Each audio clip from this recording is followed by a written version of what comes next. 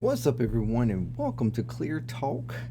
Today we are going to talk about um, Hamas. And yesterday, the previous video, we talked about Israel and whether they were. We played with the question of whether or not they were committing a genocide, going over the definition and what all that entails, and then discussing what Israel has done since the October 7th attack and the destruction that they've done to Gaza and the Palestinian people, and pretty much came to the you know uh, conclusion personally that they are in fact at this point it's a hard task to defend and prove that they are not. Um, I feel like it's harder a task to prove that they are not committing a genocide than it is to actually prove that they are. Um, so yes, I concluded in that, yes, I do personally believe they are committing a genocide. So in this video, we are going to discuss Hamas, and we're going to discuss the events of October 7th, and we're going to ask the question, um, because obviously they did not commit a genocide, but was their intent to commit a genocide?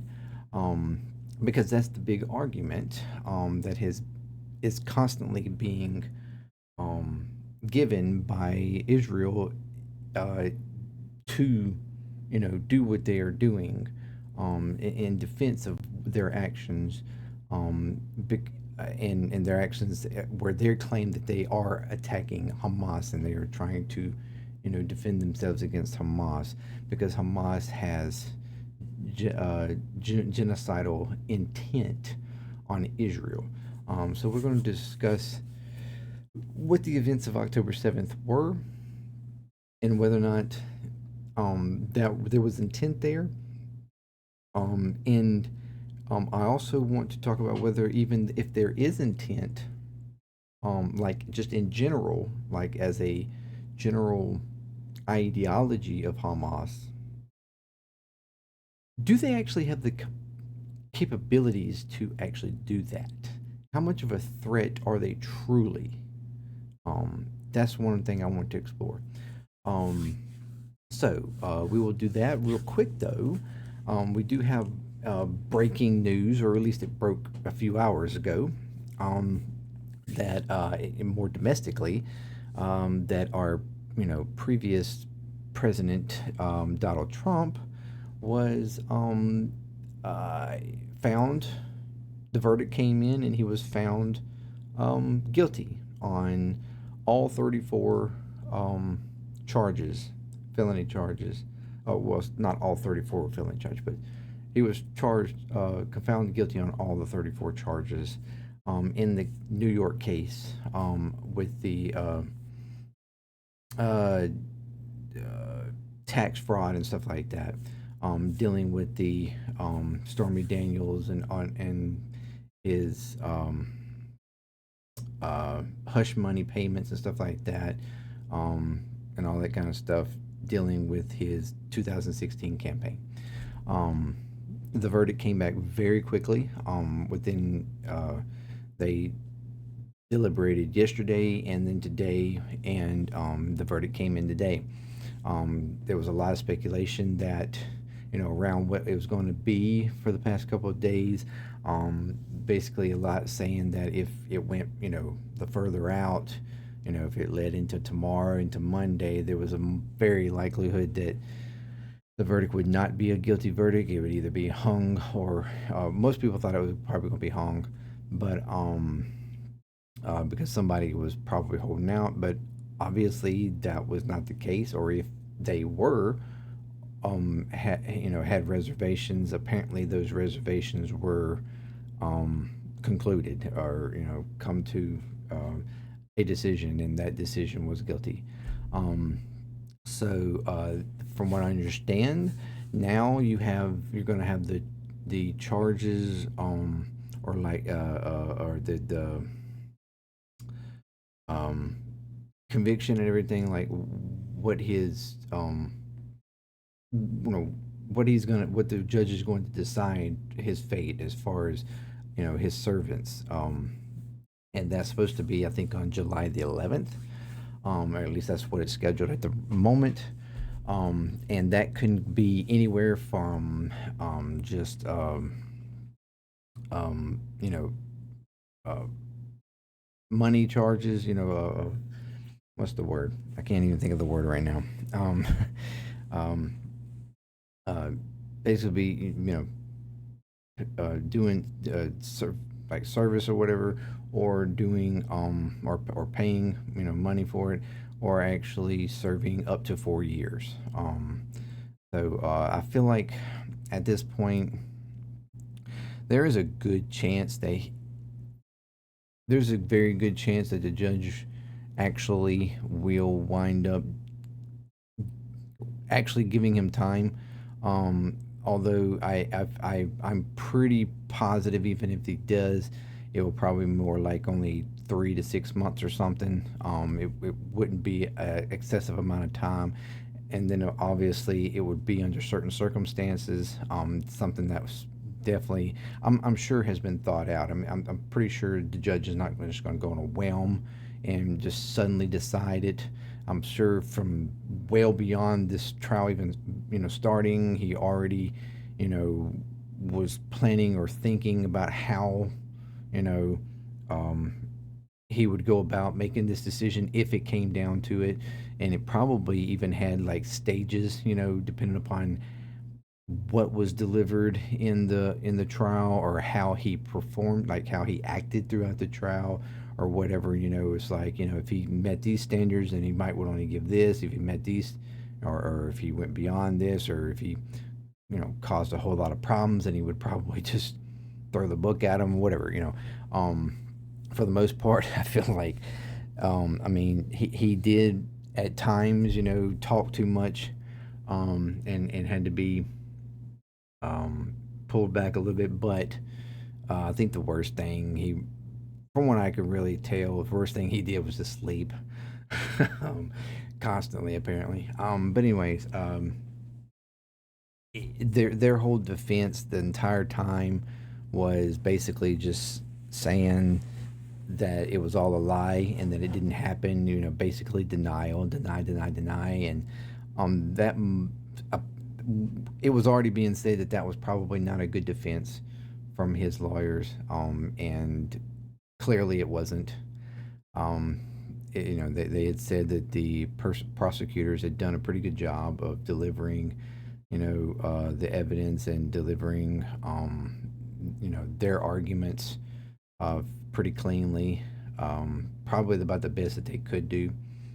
It was never really thought that this was that strong of a trial, anyways. And the, big question of whether he would even be found guilty at all. But it has come down. 34 charges, all 34 charges were found guilty. So now we're waiting on July 11th to find out what the judgment is, and whether or not he would do any time, or just, be put on some type of whatever probation or something, uh, or pay money or something, whatever. I don't know. But we'll find out then. So whenever that does happen, I'll more than likely cover that. Um, and there were some the you know protests and counter protests and stuff outside of it, but I don't think anything happened. Any kind of crazy stuff happened. I think everybody's, for the most part, stayed pretty civil, which is good. I mean, that's what you hope for. So yeah, that's pretty much that. So breaking news on that. We'll see what goes forward. So now let's get back into the actual reason why we're here. All right, so Hamas. I feel like in order to answer this question, and we've already gone over, in the previous video, what it is to commit a genocide. But I feel like with Hamas, we need to, in October 7th, we need to kind of give a little bit of a um, history lesson to some degree, or the best that I know it or understand it. Um, and to be clear, when October 7th happened, um, I personally didn't know a whole lot about the conflict. I mean, I knew that there had been conflict. I knew, that there was on and off issues there, but I didn't really know specifics. I certainly didn't know all the history going back, from the beginning of Israel and how that happened and everything since then. I did not know all that. I felt that when it did happen, I was like, damn, this is pretty bad, as far as like the initial attack. And then, what happened after that in, um, from Israel, I was like, wow, this is also pretty bad. And then it just, snowballed from there. But right off the bat, I was like, I really need to learn and understand this a little bit. Like I'm trying to, why would why would this happen, and why would they try to do this? Um, what's the goal? And because I didn't really know, like I said, I didn't really know the history. I was kind of ignorant to that. So I decided to do my research, and learn as much as I could about the history, going back so that I could really give a nuanced, open-minded opinion about the situation, um, trying to understand both sides. If to whatever degree, I could find an understanding. Um, so, uh, going back, I feel like for this video, we could start with pretty much like where, Hamas, how they come to power, how they rose.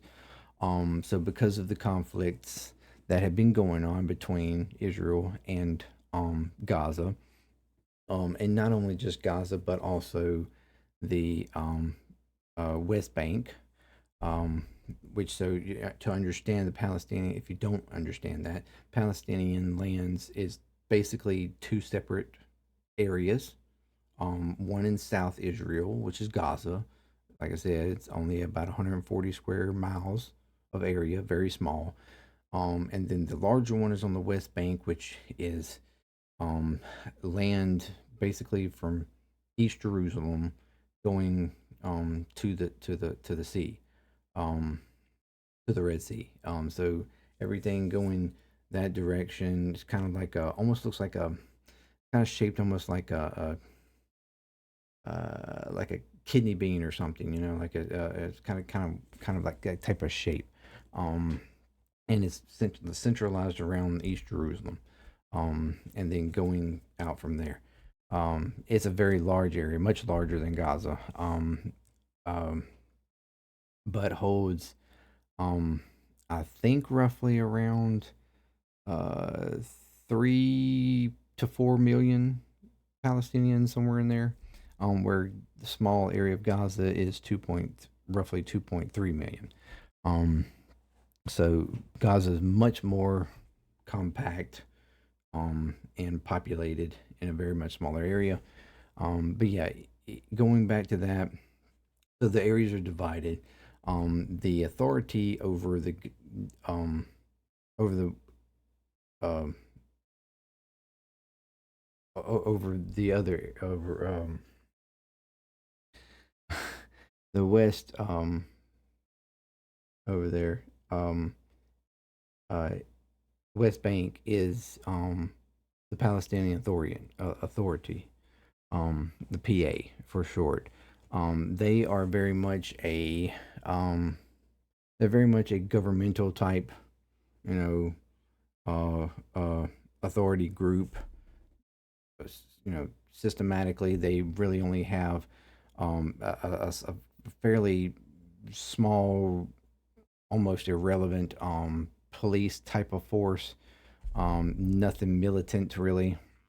And oftentimes they pretty much kind of work hand in hand with Israel and the IDF, um, maintaining the West Bank and stuff like that.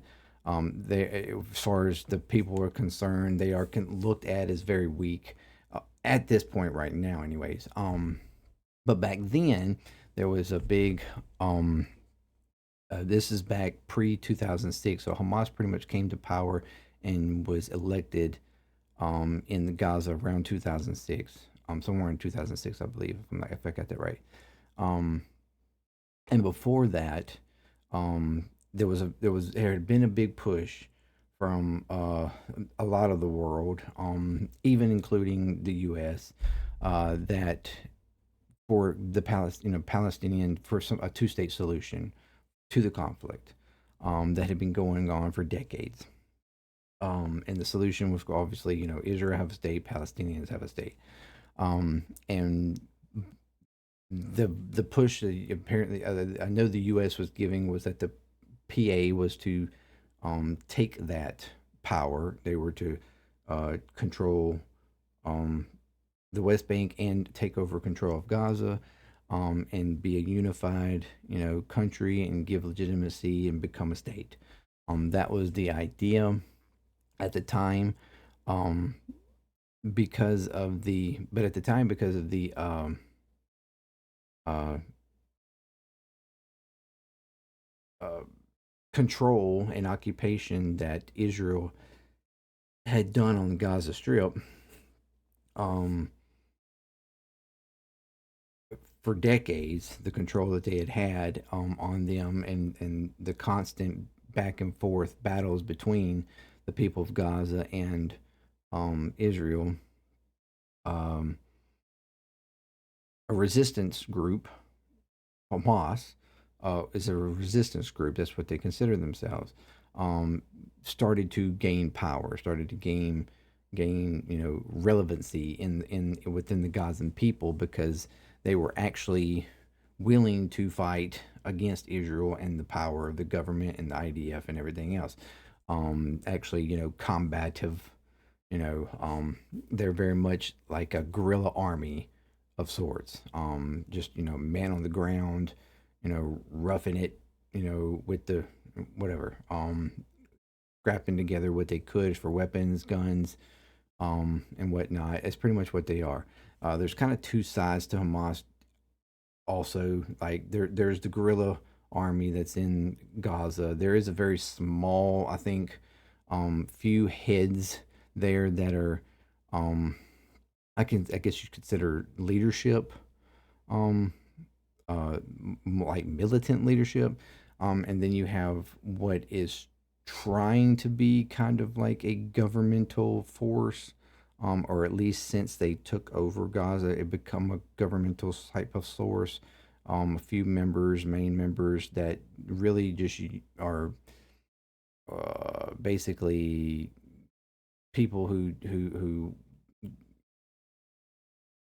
um, engage with the surrounding countries, including the U.S. and stuff like that, and deliberations and talks and stuff like that. Diplomacy is basically what they are. They're diplomats, um, and they are centered in Qatar, as current.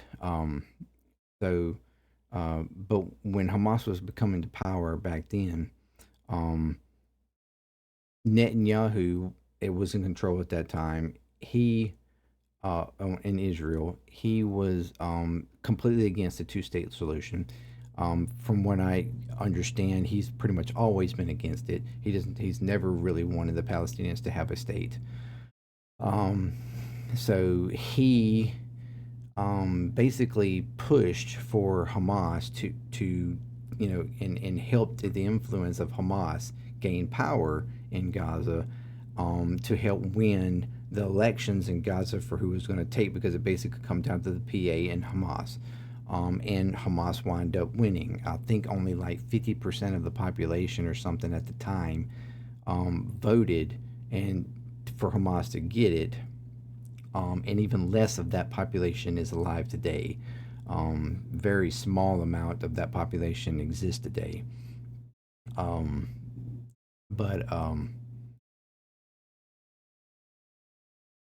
and most certainly anybody who was under voting age or born since then had nothing to do with Hamas gaining power.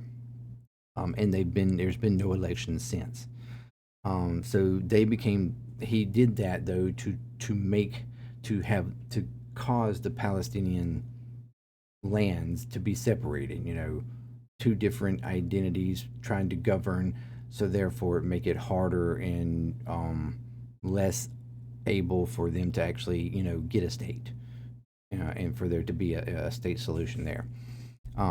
Because if PA was able to take over both Gaza and the West Bank, then that would make them a little bit more legitimate to have a solid unification, and therefore it would be a whole lot easier for them to actually gain a state.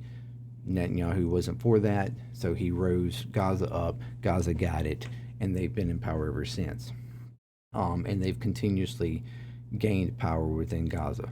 Recruitments and everything, building up more and more people up to the point, like I said, by October 7th, there was roughly somewhere between 30 and 40,000 members.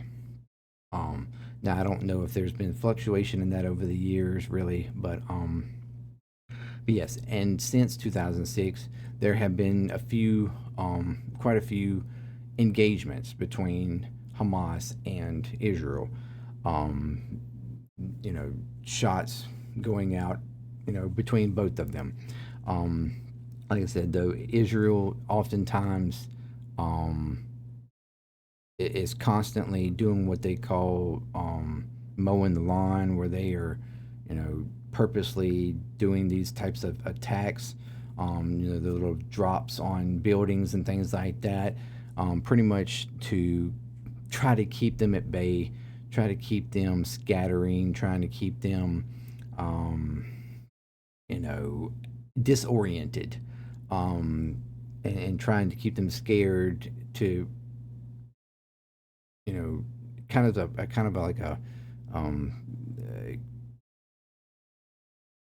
just trying to prevent them from making attacks, um, and which oftentimes winds up in innocent people dying.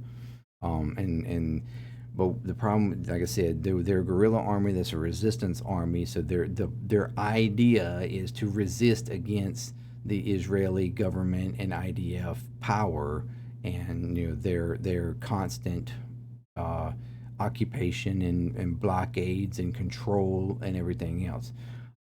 That's their whole idea. That's the point. When they created their charter way back, they obviously, yes, did. Um, they did have in there uh,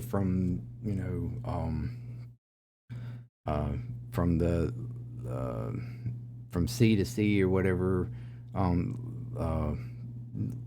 Palestine, will be free or whatever. Basically, the wanting the extension of extinction of Israel, like the state, and government. That was their initial, like, to free the Palestinian people, for there to to take back the land, um, that was previously theirs, um, and there be no Israel state. Um, um, I don't.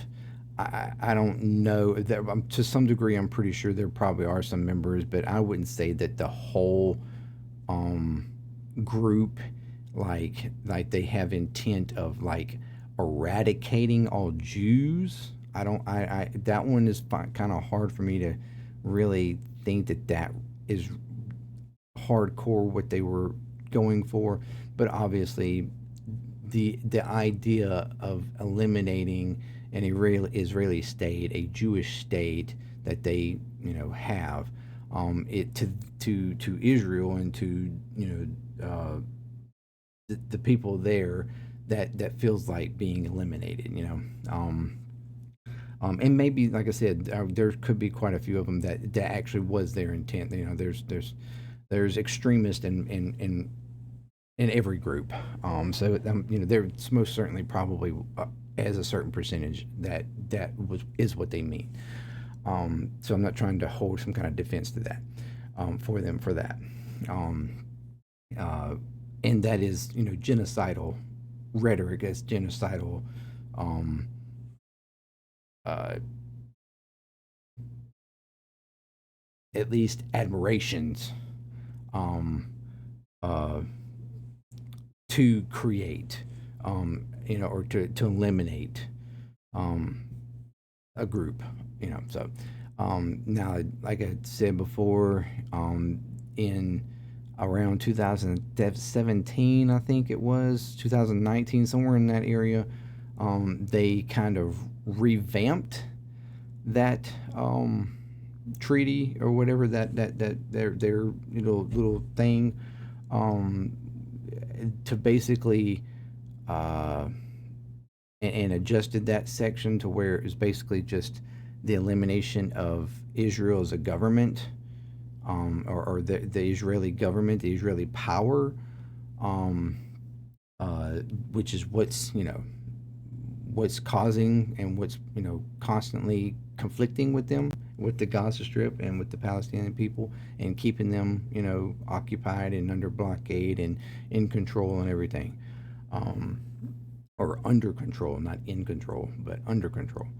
Um, so that's their whole point. There's been times before October 7th, in that time period, where they have taken hostages before, during skirmishes and conflicts that were way less than this, um, are not as deadly as this, extreme as this one has been. This is the biggest conflict they've ever had. Um, Usually, I think most of those were like militant hostages and stuff like that. They would get in little fights with the IDF, and they would take some of them hostage, and there would be a back and forth about um, we'll release these hostages if you release ours, because keep in mind, Israel has thousands of Palestinians in their jails and stuff, for all kinds of most of which are for no reason at all. And this includes many from Gaza, many from the West Bank as well, because you have constant settlements, illegal settlements and stuff, colonization happening throughout the West Bank, from extreme right wing Zionists, um, that are trying to little by little take over the West Bank, um, eliminating people off their lands, and or killing them, attacking them, everything else, taking over lands, and causing them to have to go to encampments or family members in other areas. But anyway, there have been thousands um, of those happening. Um, Settlers and stuff like that have just taken over large parts of the West Bank, um, and and anytime anybody has tried to resist in any kind of way, or and it's sometimes not even really a resistance, the the Zionists would actually attack them, and they, instead of taking the Zionist into or the settler into custody or whatever, the IDF takes the actual Palestinian into custody. Things like, I mean, there's so many of them that are in the jails, thousands and thousands of them, um, and so a lot of times Hamas will take hostages just to try to mitigate for those hostages to be released, or so many. So it's like, yeah, we'll release these hostages if you release these hostages, kind of getting a number amount, and that's what they constantly are doing. They're about, really just about freeing up, um, you know, Palestinians, and constantly trying to push back against the rule of Israel on them. But yes, there are some um, violence to them, obviously, and some apparent genocidal, uh, or at least to some degree, in their rhetoric sometimes, or in their, and even in their ideology, at least for a certain percentage of them. Um, so, but does that mean October 7th was? So what you basically happened October 7th, um, you had the largest missile launch that they had ever done on Israel. I think it was a little over 2,000 missiles launched, um, like so many at a time, like back to back, and it wound up overtaking the Iron Dome of Israel, their weapons defense systems, most technologically advanced one in the world. Um, and some of them actually did make contact within certain areas of Israel. And while that was going on, that was basically a distraction for them to then come through the gates, come through the fences, which they came through the fences without any resistance. And not only Hamas come through the fences, but also there are about two or three other like smaller resistance groups, jihad resistance group, and a couple others. They also came through the fence, along with even some just regular citizens coming through. You know, like I said before, in previous videos, kind of like, if you think about January 6th, where you had the initial people breaking into the Capitol, and then you had some of those behind that were just really just like, oh, the doors are open, you know, like, I feel like that's basically what a lot of the citizens, what citizens did come out through the fences and stuff. That's basically, I feel like, what they were doing. Some of them, I think, also helped bring the hostages back. Um, but the attack was made. Um, it was the most deadly attack that Hamas has ever been able to pull off against Israel. Initial reports was that it was about 1,400 people, a little bit over 1,400 or so. After a little bit of time, that did decrease down to about 1,200, a little over 1,200. Um, and then as we got more and more information, it was, um, uh, the numbers came in to about, uh, 45, 55, from like innocent civilians to actual combatants, you know, military IDF.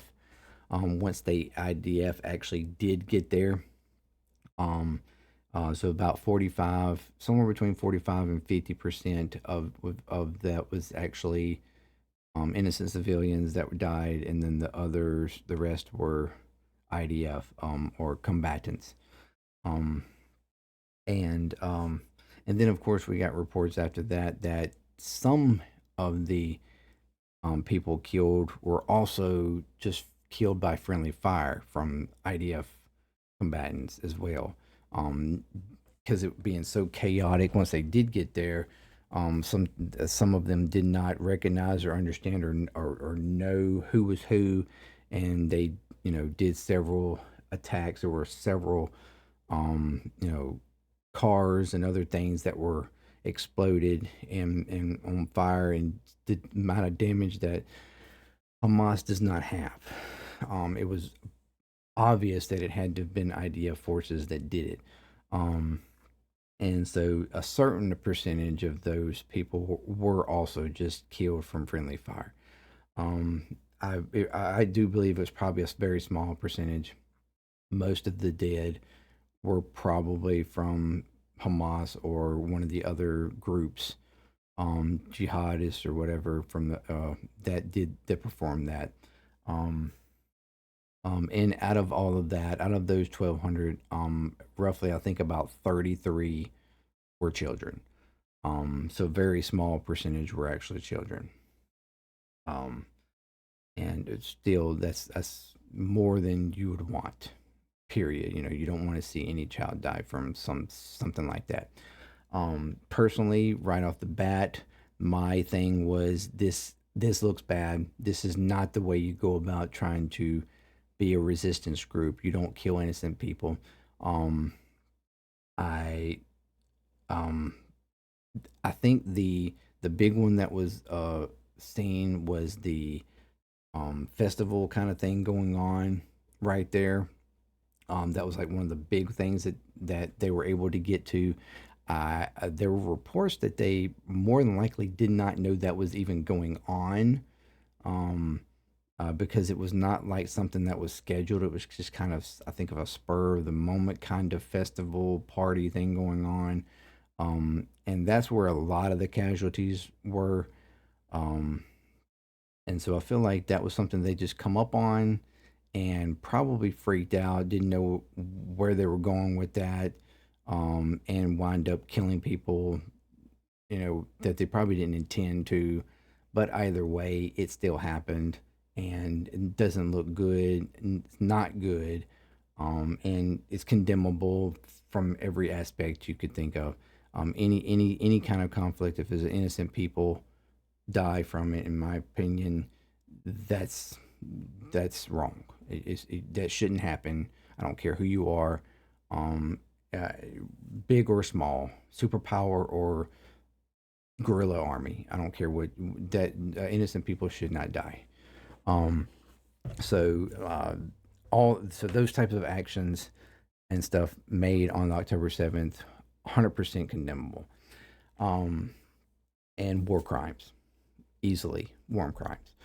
Um, uh, they took about 200 to 250 hostages roughly back, which was a mixture of civilians and militant people. Uh, Again, you should never take civilians as hostages. Another war crime, condemnable. Um, uh, it's bad to even take militant hostages, but you can kind of, that's kind of in any conflict, you can rationalize or understand the death of militant person, somebody who was going against them. It's kind of like a either I kill you or you kill me kind of a thing, or even taking them hostages. You kind of, that's sort of, that is war. um but innocents should not be killed. Innocents should not be taken hostages. That's just, I don't like war. Period. I don't want it to happen. Period. I don't want anybody to die. But when there's no other choice, and when there's just when it's gonna if it's gonna happen, that's the way, in my opinion, it should happen. Um, and so uh, the reports after that would come to find that um, Netanyahu had pulled, or the IDF had pulled, somebody gave clearance for them to be pulled from the surrounding, area of Gaza, um, to the West Bank, the IDF soldiers, to help defend um, settlers in the West Bank. And that's the reason why there was no IDF presence on the fence lines when they broke through. There was no resistance there because the IDF soldiers had been pulled from there.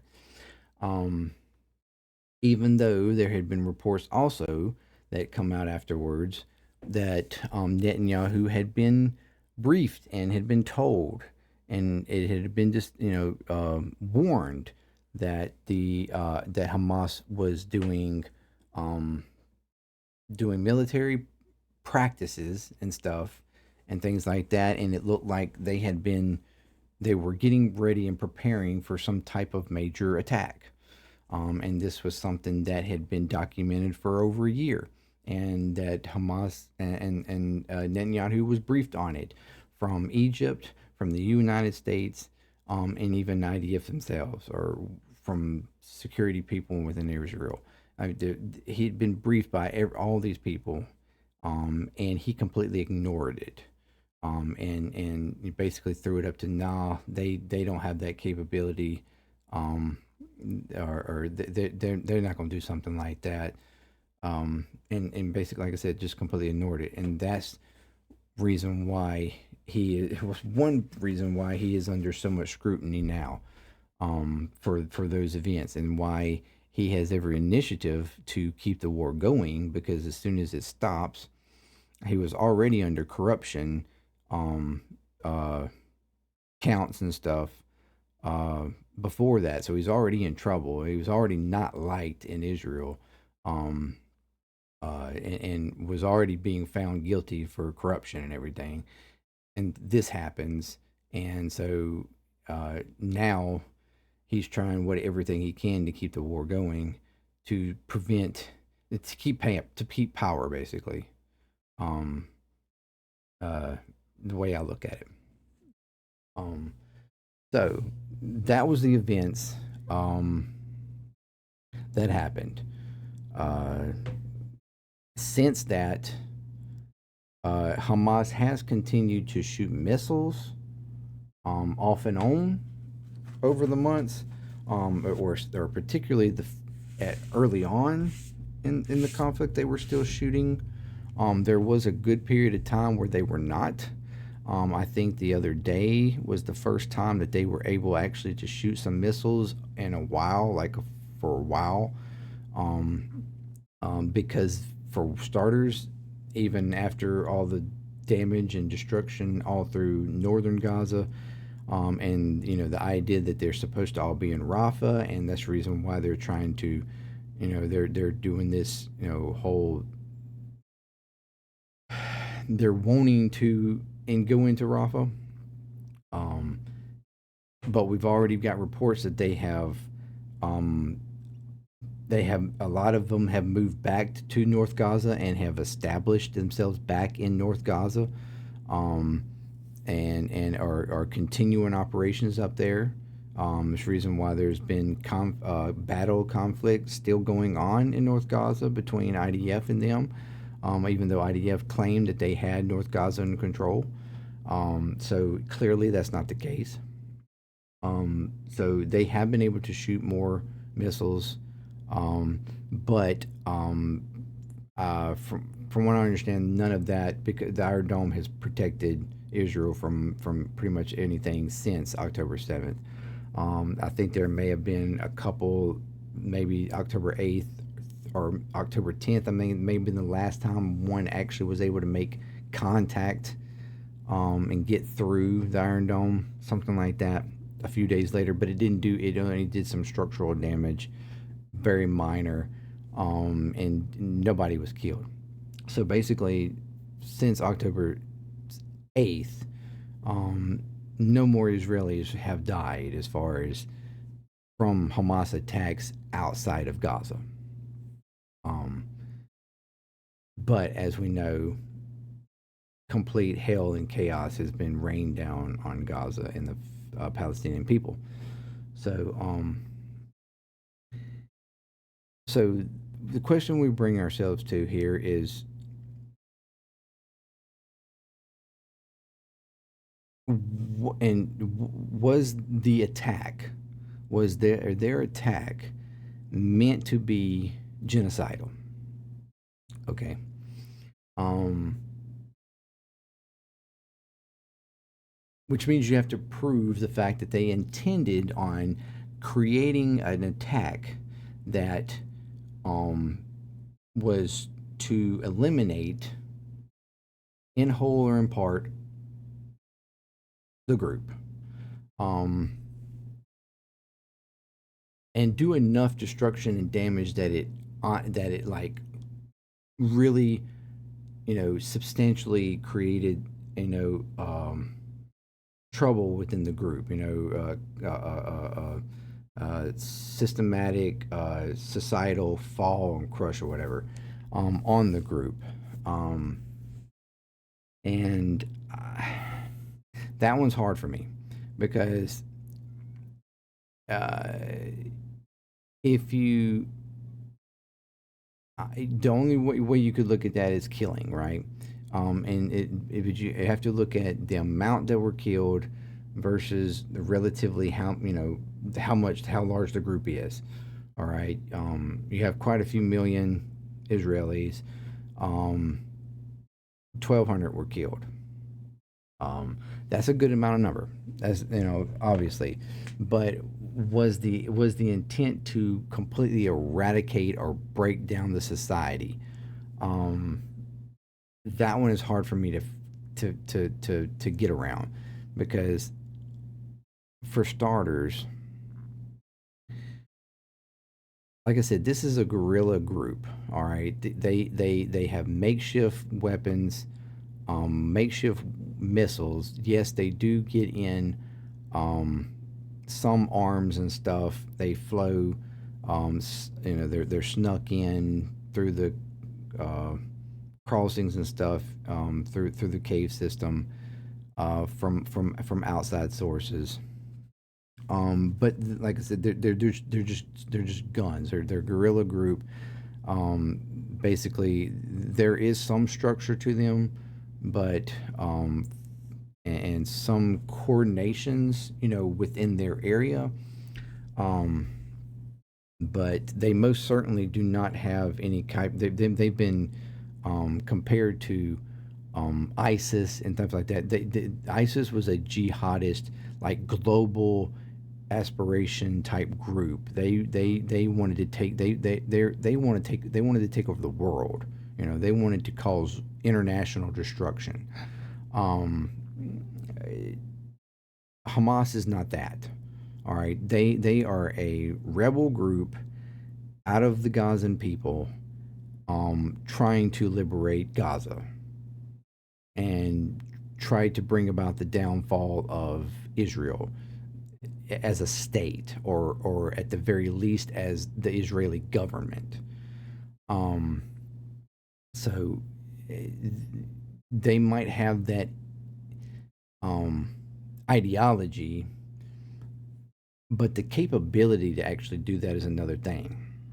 They do not have the capability to take out or eradicate. They do not have the capability of committing a genocide. Um, they have the ability to commit war crimes, clearly. They have the ability to commit, murders and deaths, and, kill people.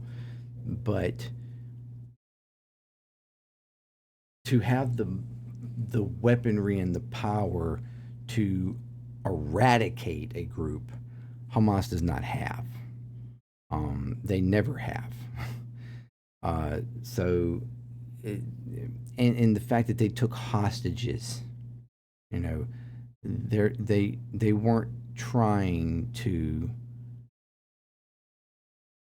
It seemed like just a major operation that they were performing to cause a disruption, most certainly in Israel, um, and be seen.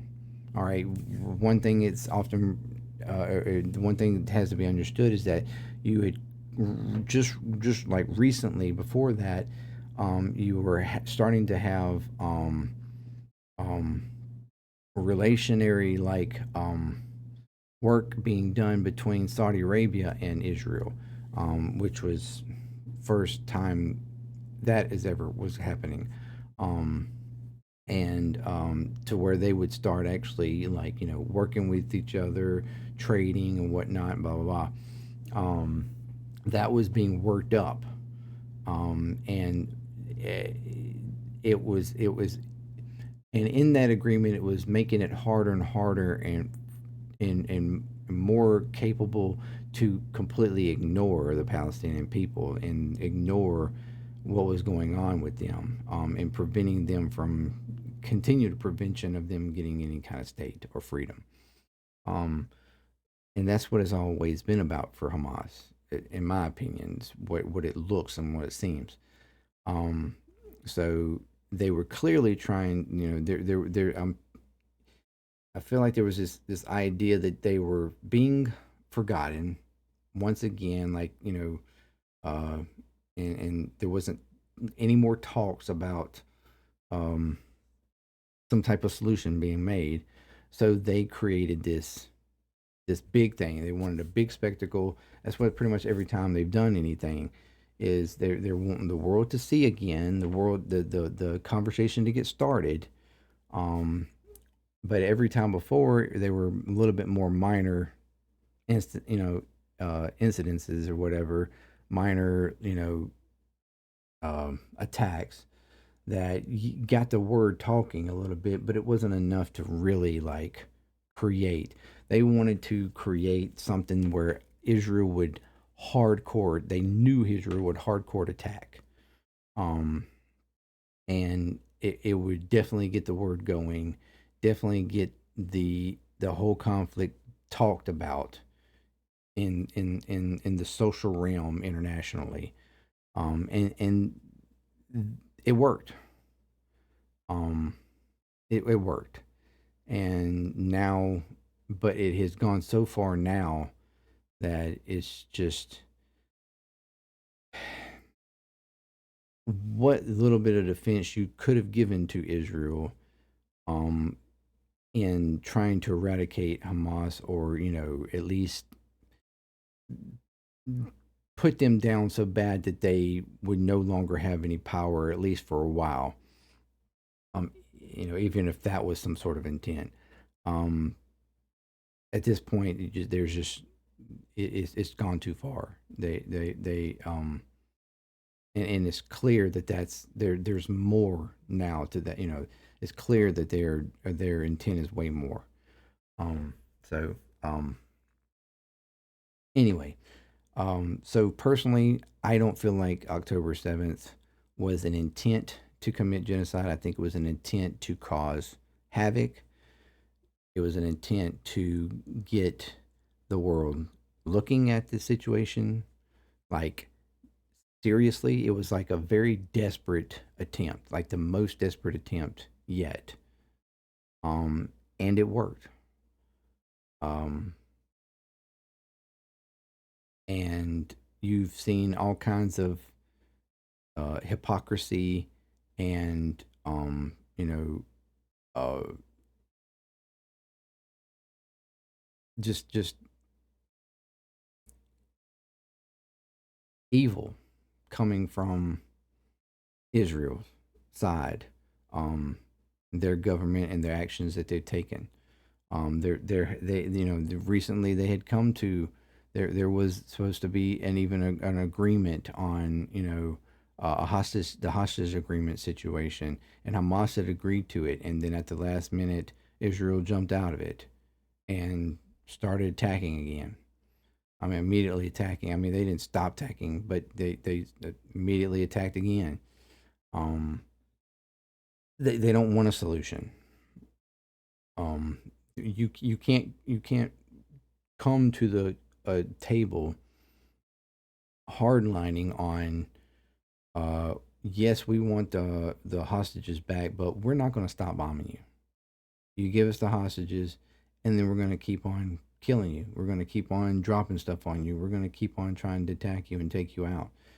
Nobody's going to agree to that. It's just so that they're automatically coming to the table with a no go. So there's no intent on them stopping. There's no intent on them, wanting to negotiate.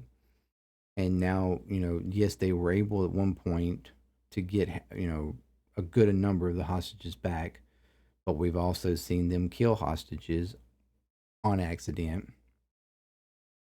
And then we also know that there are reports that some hostages have died because of the bombing and stuff that they have done on Gaza. Um, so they're um, it's just gone too far all the way around. Um, so that's where I am.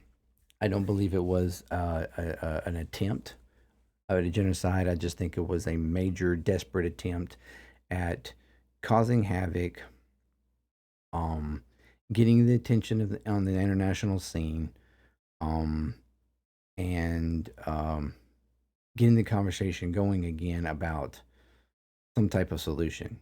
And it sparked a reaction that I don't even think they thought Israel would go to. Um, but now everybody sees it, and there has to be a solution. Like, you cannot come out of this conflict whenever it actually finally concludes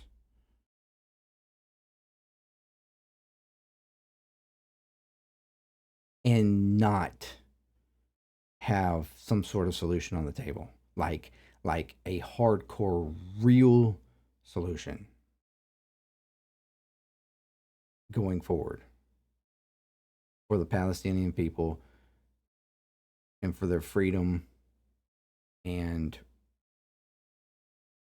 human rights like everybody else, or like people should have, you know.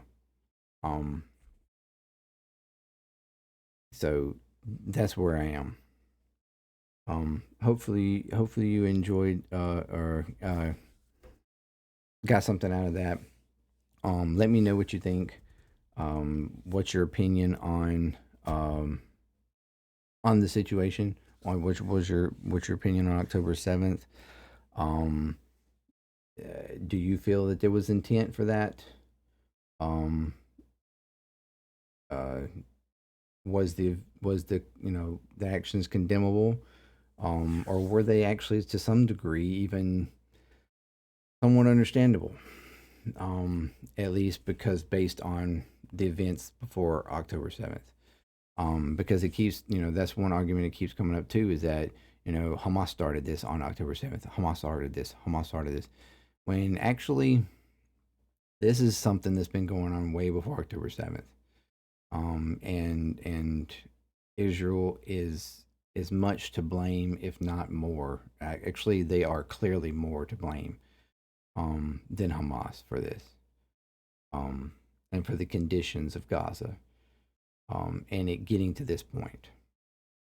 Um, and by Israel, I mean the Israeli government, um, and their policies um, towards Gaza, towards the West Bank, towards the Palestinian authorities and Hamas and the state, or prevention of thereof.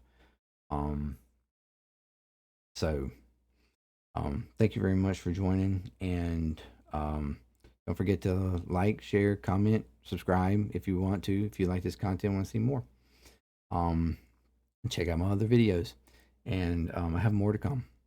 So again, thank you very much, and until next time, peace. I'm out.